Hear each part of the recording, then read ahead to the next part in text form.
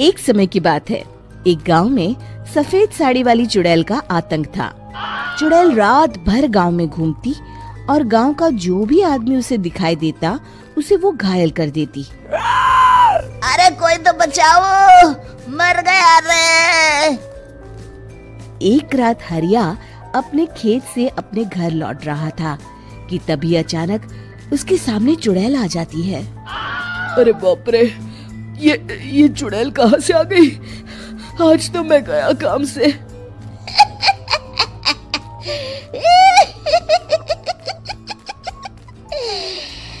आज मुझे मेरा शिकार मिल गया। अरे चुड़ैल दीदी, मुझे छोड़ दो।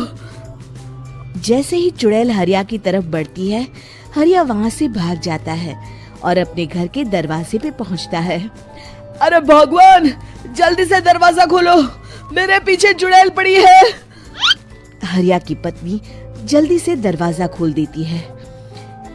अरे आप इतना हाफ क्यों रहे हैं?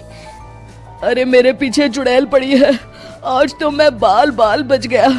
जल्दी से सभी दरवाजे और सभी खिड़कियों को बंद करके बत्ती बुझा दो। तभी चुड़ैल हरिया के घर के पास पहुंच जाती है।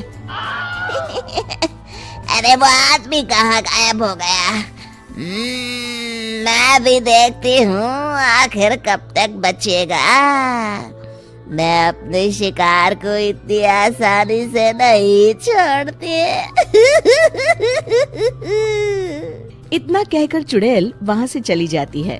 वहीं दूसरी तरफ हरिया और उसकी पत्नी दोनों अपने घर की खिड़की से ये सब देख रहे होते हैं। अरे बाप रे, ये तो बड़ी डरावनी चुड़ैल थी। अगले दिन ये बात आग की तरह पूरे गांव में फैल जाती है और धीरे धीरे लोग चुड़ैल के डर के मारे शाम होते ही अपने घरों से बाहर निकलना बंद कर देते हैं।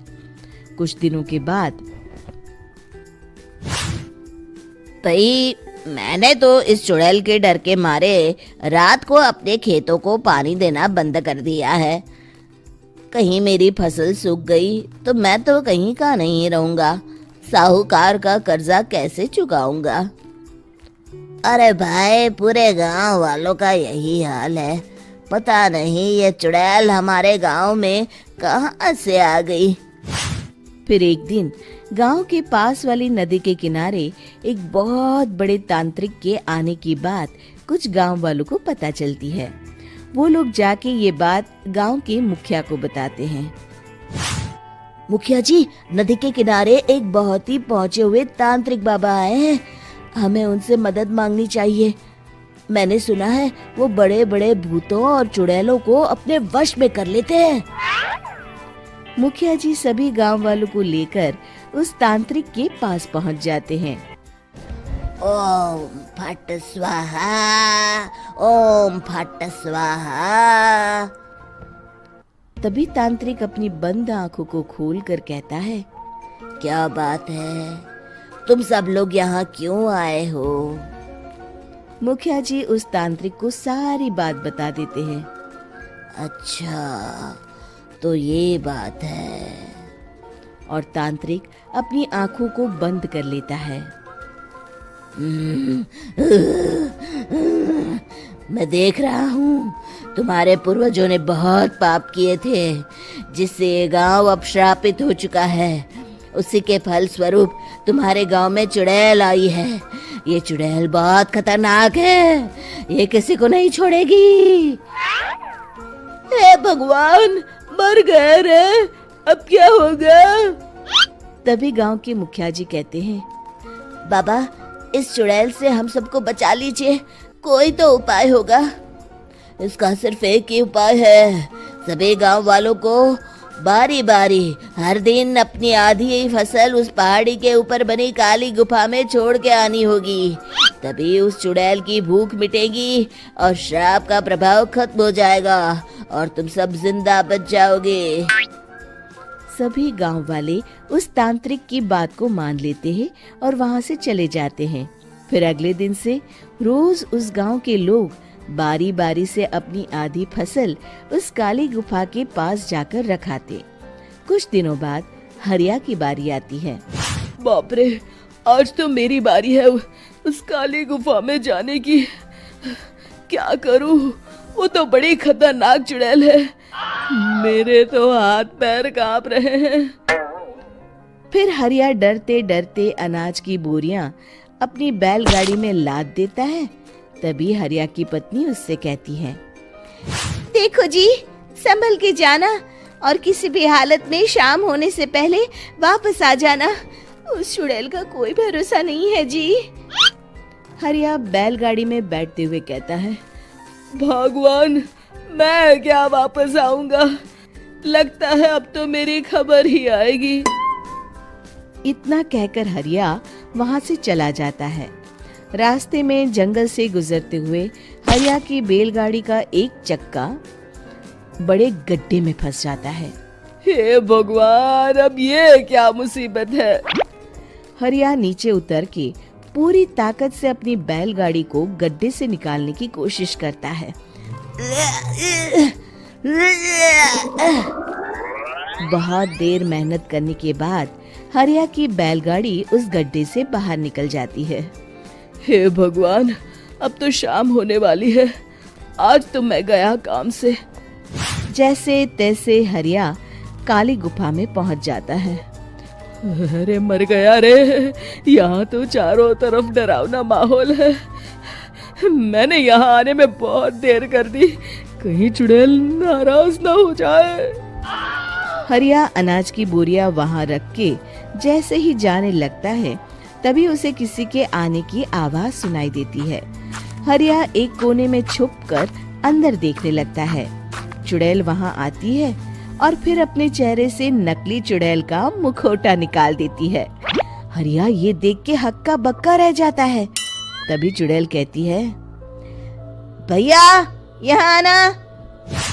आज तो बहुत अनाज आया है, इसे मिलाकर अब हमारे पास ढेर सारा अनाज जमा हो गया है। कल ही हम इसे शहर में बेच आएंगे और माला माल हो जाएंगे।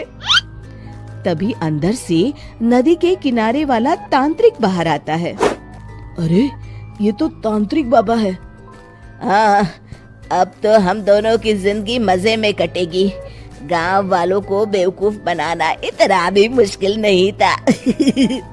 लोग तो तुम्हें सच में असली चुड़ैल समझते हैं। हाँ, तुमने सही कहा। अब ये गांव वाले चुड़ैल के डर से जिंदगी भर इस काली गुफा में अनाज पहुंचाते रहेंगे। अच्छा, तो ये बात है। ये दोनों पूरे गांव वालों को बेवकूफ बना रहे हैं। अभी जाकर सबको बताता हूँ। हरिया उन दोनों की पूरी बातें सुन लेता है और जल्दी से वापस गांव में आता है। गांव वालों को पूरी बात बता देता है। इससे पहले वो दोनों हमारा अनाज लेकर शहर जाए, हमें उन दोनों को पकड़ना होगा। उधर दूसरी तरफ नकली तांत्रिक और नकली चुड़ैल बनी औरत एक बड़ी गाड़ी में सारा अनाज लाद के वहां से निकलने की तैयारी कर रहे होते हैं। जल्दी करो, इससे पहले हमें कोई देख ले। हमें यहाँ से निकलना होगा। और तभी वो दोनों देखते हैं कि सामने से सभी गांव वाले अपने अपने हाथों में मशाल लेके आ रहे हैं। दोनों बुरी तरह डर जाते हैं। रुक जाओ, तुम दोनों का भांडा फूट चुका है। अरे मर गए रे, ये गांव वाले कहाँ से आ गए? तुमने क्या सोचा इतनी आसानी से यहाँ से निकल जाओगे? ये अनाज हमने अपने खून पसीने से दिन रात खेतों में मेहनत करके उगाया है। दोनों मुखिया जी के पैरों में गिर जाते हैं। हमें माफ कर दीजिए, हम दोनों एक नंबर के कामचोर हैं। बिना मेहनत किए पैसे कमाना चाहते थे। हाँ, अब हम आगे से मेहनत मजदूरी करके पैसे कमाएंगे। हमें कुछ मत करना, हमें छोड़ दीजिए। इतना कह के दोनों गांव छोड़ के भाग जाते हैं और सभी गांव वाले फिर से खुशी खुशी रहने लगते हैं। शिक्षा, तभी तो कहते हैं कि किसी भी समस्या का समाधान केवल सूझबूझ से ही करना चाहिए और कभी हिम्मत नहीं हारनी चाहिए। दोस्तों, हमें उम्मीद है कि आपको हमारी ये कहानी पसंद आई होगी। कृपया हमारे चैनल को सब्सक्राइब करें और सभी अपडेट्स के लिए बेल आइकन जरूर दबाएं। और हाँ, वीडियो लाइक और शेयर करना मत भूलिएगा। Bye bye.